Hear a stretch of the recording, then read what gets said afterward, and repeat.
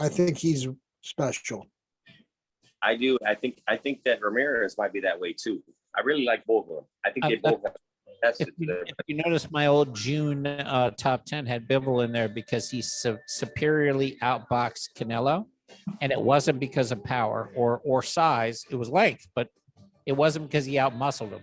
He just fucking flat out outboxed. He knew where to stand. He knew where to stand with his feet in boxing, that Eastern European style. He knew how to keep him at bay. He was perfect. He boxed a perfectly technical fight. At the end of the rounds, I don't know if you guys saw it in the last few rounds, he was smiling because he knew how easy it was for him. And you're talking about Canelo, who people thought was the best fighter in the world. He was having fun with what people think is the best fighter in the world. He's a guy who's tasted the power of big, strong men. So Canelo, once he tasted Canelo's power, he realized it was his fight. This is nothing compared to what I usually deal with. He's not a power fighter. He's a boxer. No. He's a hell of a fucking boxer. So real quick, let's play a quick game of let's do a quick like my favorite. Let's do a random is everything racist.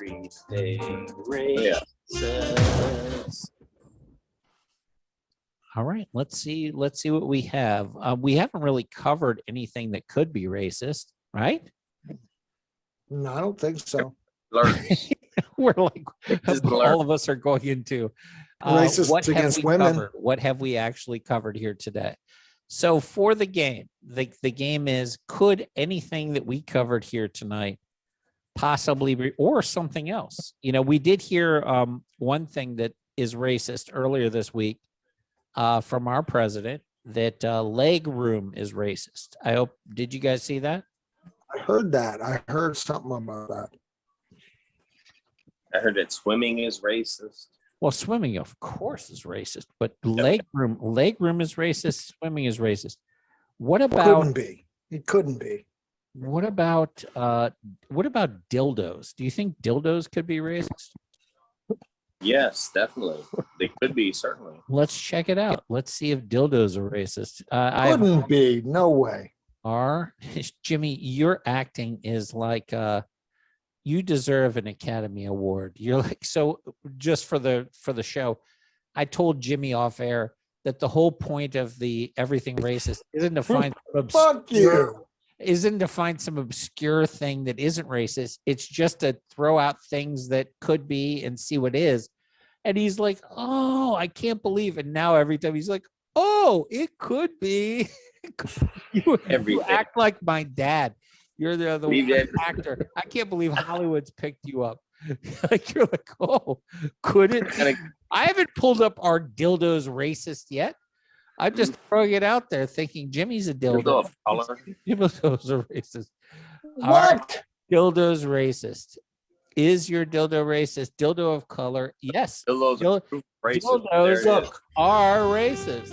Is everything racist? Yeah, it is. And what was the other one that we just said? You said swimming. Airplane. That's the easy one, like you said. Everything is racist, man. Is swimming racist? You said it, and I was like, of course it is. But let's just confirm. Swimming racist. Well, I mean, can't. Yes, it is racist. John Fetterman's wife even claimed it. Holy shit. Yeah. Racial history of American swimming pools. John Fetterman's wife, Giselle, claims swimming in the U.S. is racist. In Too Deep, John Fetterman's wife claims that swimming is racist. I wonder if she can swim. I wonder, does her swimming make her racist because other people don't have that ability? Get this. Let me tell you something. I know that when I guess this new transportation, the very aptly named Peter Buttigieg, who was mayor of South Bend, Indiana, whatever, but he's apparently he said something to the effect of bridges were made in a certain way so that Puerto Ricans couldn't get to the beach. Remember that? When he became Secretary of Transportation, he said that he talked about racism in transportation, and he said, it's like, for example, bridges were built to keep Puerto Ricans off the beach. Yes, Peter Buttigieg is my least favorite politician. My favorite thing about Pete Buttigieg is that he takes it in the ass. That is literally my favorite part, is that he's a gay man that likes to suck cock and takes it in the That comment just what I- moved him up on my That's list. what I think most highly, because I wish every guy but me did.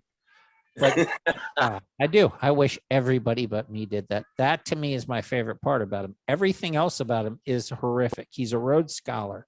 And if you know the history of Rhodes Scholar, they only give it to people that are Cecil Rhodes. controlled by the 3-letter agencies. That's what they do. That's what they do. They put these people in power. And Pete Buttigieg is one of those. Unfortunately, he's not palatable to the colored and African American community, to the point where they hated him so much he got 0% of their vote, to the point where, in order to get over having 0% of the vote, he went out to lunch with Al Sharpton and had fried chicken with Al Sharpton to show that he was not racist. If that's the vote, then nothing. Come on. And that actually happened. Al Sharpton, Pete Buttigieg, fried chicken. Let's pull it up. So otherwise, people won't believe it. They'll be like, this Hold guy it up. You gotta pull up the thing about Sharpton. Don't leave me hanging like I'm some kind of crazy person. He said the bridge kept Puerto Ricans out. Oh no, we covered that. So Pete, That's just funny. That makes me like him more that he said that. well, this is right before you came on. Jimmy thought that he had won with just so you know, Sandro, we're not ignoring your point. Jimmy thought he had won by naming a specific bridge in Delaware for everything racist. And then I was like, oh, you won, because he named the bridge. And then I went back and did my research. And what I found is what you said is that all bridges are racist. So Jimmy named a specific race bridge. And because Pete Buttigieg's statement, that was one of the original is everything racist. What you just said is absolutely true. And that was like, I had to reverse the decision. Well, I have to tell you, I'm sorry for having been redundant like that, but it's under you can't reverse it until there's a court case. So there is Pete Buttigieg having fried chicken with Al Sharpton. And just in case you guys were wondering, I'll be honest, some of I these like Sharpton better when that, bro. I know, isn't it? It's weird when he's not fat. James Brown hair. He was at least impressive then.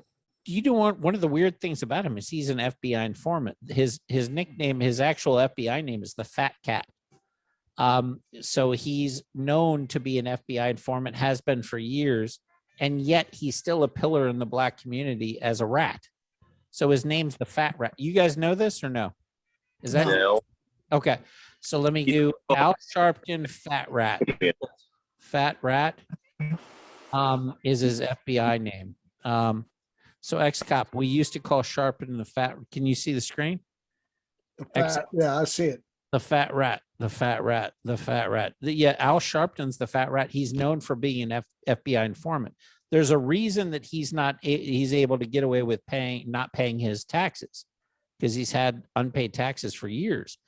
So Al Sharpton's been an FBI informant for many, many years, and he's called the Fat Rat. And then he got his stomach stapled. Now he's skinny as shit. So, well, he must be an informant for MSNBC. Hasn't he been on their program for? Dude, all MSNBC people are 3-letter agency. Sharpton on helping FBI. I'm not a fat rat. I'm a cat. So he gave a whole.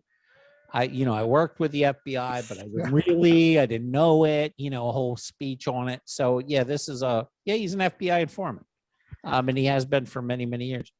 So it's kind of it's funny to see him still out there in the Black community as some sort of pillar of the community. Yeah. He's a pillar of the Black community. He's not a pillar of the Black community. He's a pillar of the scumbag community.